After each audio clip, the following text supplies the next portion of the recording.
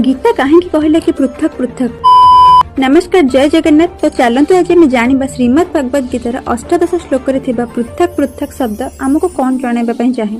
तो श्लोकटी हूँ द्रुपद द्रुपदेयश्च सर्वशः पृथ्वीपते सौभद्राश्च महाबाहु शंखान दध्नु पृथक पृथक। तो यही श्लोक कहूँ द्रुपद द्रौपदी पुओ माने और अभिमन्यु समस्ते निज निजर शंख बजाइले पृथक पृथक बा अलग अलग, कारण समस्ते निज निजर उपस्थिति को जनाइले मु प्रस्तुत बोली घोषणा करी।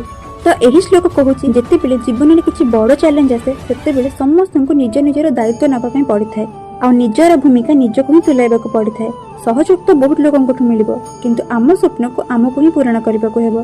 तेणु आम स्वप्न पूरण कर प्रथम पदक्षेप सब आमको ही नबाक हम। से तो गीता एठारे कहला कि पृथक पृथक। तेणु आपण जीवन लड़ाई आरंभ आपण को ही करने को हम। आउ समस्त श्लोक साहय जाना प्लीज मो चैनल को लाइक शेयर सब्सक्राइब करने को जमार भी भूलिबेनी। हरे कृष्णा।